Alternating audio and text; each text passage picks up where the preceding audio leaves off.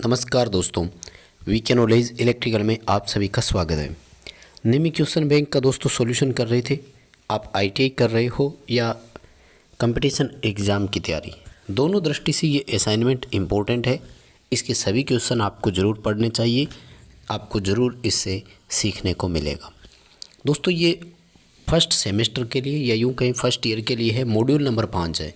Module 6 हम पहले करवा चुके हैं 2 वीडियो में, उसको भी आप ज़रूर देखें। और मॉड्यूल 5 में टोटल 37 क्वेश्चन है, तो इसको भी हम 2 वीडियो में कवर अप करेंगे। दोनों इसके भी पार्ट आप ज़रूर देखें। एक्सप्लेन करके कारण सहित आपको सभी क्वेश्चन हम लास्ट तक ज़रूर बताएंगे। सभी चीज़ें पूरी तरह से आपके सामने रखी जाएगी। आपसे निवेदन रहेगा हमारे साथ जुड़े रहें और वीडियो को पूरा लास्ट तक ज़रूर देखना। जब आपको एक्सप्लेन करने का तरीका पसंद आए तो इस वीडियो को लाइक ज़रूर करना, अपने दोस्तों को फॉरवर्ड भी कीजिएगा। चैनल पर आपके लिए बहुत सा मटेरियल पहले से अपलोड है, उसको भी आप ज़रूर देखिएगा। हमारे चैनल पर आप नए हैं तो सब्सक्राइब ज़रूर करें। डिस्क्रिप्शन में लिंक दिया हुआ है, हमारा एंड्रॉयड ऐप डाउनलोड ज़रूर करें अगर आपने अभी तक नहीं किया है तो। आइए दोस्तों शुरू करते हैं आज के सवालों से। क्वेश्चन नंबर 1 आपकी स्क्रीन पर है। एक डायग्राम बनाया हुआ है, सीरीज में कैपेसिटर जुड़े हुए, 3 कैपेसिटर जुड़े हुए, और आपको अगर इसकी प्रॉपर वैल्यू दिखाई नहीं दे रही तो मैं बता देता हूँ। एक कैपेसिटर 30 माइक्रोफेरेड का है, दूसरा 10 माइक्रोफेरेड का है और तीसरा भी 30 माइक्रोफेरेड का है। हमसे टोटल कैपेसिटेंस पूछा गया। माय डियर, आप सभी जानते हो कैपेसिटर की कैपेसिटी सीरीज में घटती है और पैरेलल में बढ़ती है। यानी यहाँ पर हमें कैपेसिटर की कैपेसिटी निकालने के लिए वो फॉर्मूला अपनाना है जो कि हम समांतर में रेजिस्टेंस के लिए अपनाते आए हैं। यानी 1/CT बराबर 1/C1 plus 1/C2 plus 1/C3, ये फॉर्मूला आपको लगाना है और इन सब का आपको एलसीएम निकालना है। यदि हम देखें तो एलसीएम 30 आया और इसकी जब आप कैलकुलेशन करके आंसर देखेंगे तो ये बना आपका 5/30, है ना। कैलकुलेशन आपको करनी होगी, मैथमेटिक्स सोल्व करने का सबका अपना अपना तरीका होता है। 1/CT बराबर 5/30 आया। जब आपको CT ज्ञात करना है यानी टोटल कैपेसिटेंस, तो संख्याएं पलट जाएगी, 30/5 होगा और 30/5 का आंसर आएगा 6 माइक्रोफेरेड। हमारा यहाँ पर बी ऑप्शन सही होगा एंड उम्मीद करता हूँ आपका भी ये क्वेश्चन बिल्कुल सही होगा। आप सभी भी इसको अच्छे से कर पाएंगे। चलिए आपको साथ में यहीं से 5वां क्वेश्चन करवा देता हूँ। स्क्रीन पर 2 दिखाई दे रहे हैं तो दोनों एक साथ करेंगे। 5वां क्वेश्चन कह रहा है कि पराचुंबकीय पदार्थ कौन सा है। अब दोस्तों ध्यान से समझना, हिंदी में इसने परा लिखा है जबकि एक्चुअल में डायामैग्नेट के बारे में पूछ रहा है, और वो जो हिंदी में हमारा होता है वो पेरा चुंबक होता है। ध्यान रखना, वो इंग्लिश में है, हिंदी में उसको अनुचुंबकीय बोलते हैं। इसने परा लिखा है, डायामैग्नेट के बारे में पूछ रहा है, और डायामैग्नेट वो होते हैं जैसे बिस्मत हो गया, एंटीमनी, हीरा, जस्ता, जल, लकड़ी, ठीक है। तो अपना इसमें सी ऑप्शन अपने सामने है, जल इसका उत्तर हो जाएगा। अगर हम इसमें और जैसे ऑप्शंस की बात करें तो वायु और प्लेटिनम जो है ये पेरा में आएंगे, और स्टील जो है ये फेरोमैग्नेट में आएगा, ठीक है। आसान से ही क्वेश्चन है, उम्मीद है आप भी इसको सही से कर पाएंगे। छठा सवाल देख रहा है स्क्रीन पे, तो पहले छठे को और कर लेते हैं, फिर यहाँ से सेकंड क्वेश्चन कर लेंगे। 6 क्वेश्चन कह रहा है कि विद्युत चुंबक की ध्रुवता को प्रभावित कौन कर सकता है। ये काफ़ी अच्छा क्वेश्चन है दोस्तों। जो परमानेंट मैग्नेट होता है ना, स्थायी चुंबक में, तो उसमें हम कभी भी पोलरिटी को नहीं बदल सकते। जो एन पोल है वो एन ही रहेगा और जो एस है वो एस ही रहेगा। लेकिन एक इलेक्ट्रोमैग्नेट में कॉइल होती है, और कॉइल में यदि हम धारा की दिशा बदल देंगे तो उसमें एनएस भी बदल जाएंगे, उसमें ध्रुवता यानी पोलरिटी बदल जाएगी। बी उत्तर रहेगा, डायरेक्शन ऑफ करंट। ये काफ़ी अच्छा क्वेश्चन है, एग्ज़ाम के लिए इम्पोर्टेंट मानता हूँ मैं इसको। इस तरह के क्वेश्चन पेपर में आ सकते हैं। धारा की दिशा इसका उत्तर हो जाएगा। आगे देखिए, अब सेकंड क्वेश्चन कर लेते हैं। दूसरा सवाल पूछा जा रहा है कैपेसिटर की यूनिट क्या है, यानी कैपेसिटेंस की यूनिट पूछ रहा है। इंग्लिश अगर आप देखें तो कैपेसिटेंस फेराड में होता है, बहुत ही सिंपल और सभी जानते हैं। इंडक्टेंस की इकाई हेनरी होती है, महो ससेप्टेंस या अपन कह सकते हैं एडमिटेंस या कंडक्टेंस, यानी जी, बी और वाई जो तीनों प्रतीक होते हैं उनकी महो है, और कूलाम जो है अपने चार्ज की यूनिट होती है। ये भी सिंपल सा ही है, ठीक है। आइए यहाँ से आपको 7वां सवाल स्क्रीन पे दिखाई दे रहा है, तो इसको भी कवर अप कर लेते हैं साथ में ही, ठीक है। 6 के साथ 7th भी कर लेते हैं। 7वां सवाल कह रहा है कि चुंबक वाहक बल की इकाई क्या है। मैग्नेटोमोटिव फोर्स MMF ज्ञात करने का फॉर्मूला होता है N×I। I एम्पियर में और N का मतलब यहाँ पर है नंबर ऑफ टर्न, तो एम्पियर टर्न इसकी यूनिट होती है। सी उत्तर हो जाएगा। लेकिन एक इकाई इसकी और भी है, ध्यान रखना, और वो है गिलबर्ट, ठीक है। तो MMF की दो कौन कौन सी इकाइयाँ हैं, अगर आपसे मैं ये पूछूं तो क्या करेंगे, गिलबर्ट और एम्पियर टर्न, ठीक है, ये 2 यूनिट होती है। तीसरा सवाल, एक कैपेसिटर की कैपेसिटी ज्ञात कीजिए जब वो 35 वोल्ट पर 0.5 कूलाम आवेश ग्रहण करता हो। C बराबर Q/V होता है, आपको फॉर्मूला अप्लाई करना है, 0.5/35 करना है। माय डियर, कैलकुलेशन करके आप अपने उत्तर का मिलान करना। अपने इस क्वेश्चन का आंसर आएगा 0.014 फैराड, ठीक है। ए ऑप्शन आपका यहाँ पर बिल्कुल सही होगा। चलिए, स्क्रीन पर आपको 8वां सवाल दिखाई दे रहा होगा, जबकि बहुत सिंपल क्वेश्चन है और ये तो हम सब जानते हैं। टोटल इंडक्टेंस ज्ञात करने का फॉर्मूला पूछा है जब 3 inductance L1, L2, L3 series में जुड़े हुए हो, तो क्या फॉर्मूला लगाएंगे, L1 + L2 + L3। जैसे रेजिस्टेंस होता है R1 + R2 + R3, या फिर समांतर में कैपेसिटर होता है C1 + C2 + C3, इसी तरह से होता है। अगर पैरेलल में तीनों इंडक्टर होते तो फिर C ऑप्शन करते, बस फ़र्क इतना सा है कि 1/LT से शुरुआत करते, सीधे LT से शुरुआत नहीं होती, ठीक है, और कोई प्रॉब्लम नहीं होती।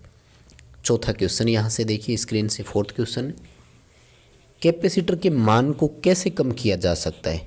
देखो भाई, कम कैसे कर सकते हैं, तो एक कैपेसिटर की कैपेसिटी प्लेटों के क्षेत्रफल के समानुपाती है, ठीक है, नंबर ऑफ प्लेट के भी समानुपाती है, डाइलेक्ट्रिक कांस्टेंट पर भी समानुपाती है, और प्लेटों के बीच की दूरी के व्युत्क्रमानुपाती है। कैसे कम होगा, अगर क्रॉस सेक्शन एरिया कम हो जाए, प्लेटों की संख्या कम हो जाए, डाइलेक्ट्रिक नियतांक कम कर दें, या दूरी को बढ़ा दें। 4 तरीके होते हैं, देख लो ऑप्शन कौन सा है। क्षेत्रफल बढ़ाएंगे तो बढ़ेगा, प्लेटों के प्रतिरोध से कोई लेना देना नहीं होता। बीच की अगर दूरी को बढ़ाएंगे तो ये आपका घटेगा, सी उत्तर सही है, ठीक है। और 9वां क्वेश्चन आपसे कह रहा है परमियंस की इकाई क्या है। परमियंस होती है चुंबकीय चालकता। वैद्युतिक सर्किट में जो विद्युतीय चालकता होती है उसके समान परमियंस होती है, और ये रिलक्टेंस की अपोजिट होती है, ठीक है ना। तो इसकी जो यूनिट होती है वो है वेबर प्रति एम्पियर टर्न, ठीक है, और रिलक्टेंस की इकाई होती है एम्पियर टर्न प्रति वेबर। सी ऑप्शन जो है वो रिलक्टेंस का है, परमियंस का है बी ऑप्शन, ठीक है। चलिए, 10वां सवाल कह रहा है एक सोलेनॉइड है, उसमें कॉइल में चुंबकीय क्षेत्र की दिशा ज्ञात करने के लिए किस नियम का उपयोग करेंगे। दोस्तों, सोलेनॉइड पर नियम ज्ञात करने के लिए राइट हैंड पाम रूल बोलते हैं उसको, दाएं हाथ की हथेली का नियम। शॉर्ट में हम या दूसरे नाम से हम उसको हेलिक्स का नियम भी बोलते हैं, कि दाएं हाथ को इस प्रकार रखें कि उंगलियां धारा दिशा को संकेत करें तो अंगूठा नॉर्थ पोल को संकेत करेगा। ये वो वाला नियम है, ठीक है। चलिए, यहाँ से 13वां क्वेश्चन स्क्रीन पर दिखाई दे रहा है, उसको भी कर लेते हैं। कौन सा पदार्थ अनुचुंबकीय पदार्थ है। पैरामैग्नेट पूछ लिया ना, अब बहुत ही यहाँ पर आपको ध्यान देना पड़ेगा। पैरामैग्नेट के बारे में क्वेश्चन पूछ रहा है तो ऑप्शन देखने पड़ेंगे। एक्चुअली क्या होता है कि कॉपर जो शब्द है ना, इसमें हमें बहुत कन्फ्यूजन रहती है, ये कई बार डाया में डाल देता है, तो वास्तव में कॉपर को ऑप्शन के हिसाब से ही करना पड़ेगा आपको। लेकिन यहाँ अभी अपने पास कॉपर के अलावा कोई और ऑप्शन नहीं है पैरामैग्नेट का, क्योंकि बिस्मथ और ग्रेफाइट जो है ये डाया में आते हैं, वायरिंग का कोई मतलब ही नहीं होता, ठीक है। बी उत्तर होगा अपना यहाँ पर, कॉपर जो है वो पैरामैग्नेट में आ जाएगा, अनुचुंबक में आएगा। 11वां सवाल है सीरीज परिपथ की कुल धारिता ज्ञात कीजिए। अब देखो वापस क्वेश्चन आ गया, पहला क्वेश्चन भी तो अपना यही था ना, 11वां भी वही है। मुझे नहीं लगता कि इस क्वेश्चन को आपको सॉल्व करवाने की ज़रूरत है क्या, तो आप इसको कैलकुलेशन करना, मिलान ज़रूर कर लेना। वैसे आपको बता दूं मैं कन्फ्यूजन के लिए, इसमें ऑफिशियल आंसर की डी उत्तर दिया हुआ है, तो डी नहीं आएगा, इसका जो आंसर आएगा वो ए आएगा। ये तो मैं आपको बता दूं कैसे आएगा, तो मैं आपको वैल्यू बता रहा हूँ। देखो 10, 10 और 20 है, तो 1/10, 1/10 और 1/20 आपको करना है। एलसीएम कितना लोगे 20, तो 2 + 2 + 1 यानी 5/20। संख्याएं पलट जाएगी, 20/5 करोगे तो उत्तर कितना आएगा 4।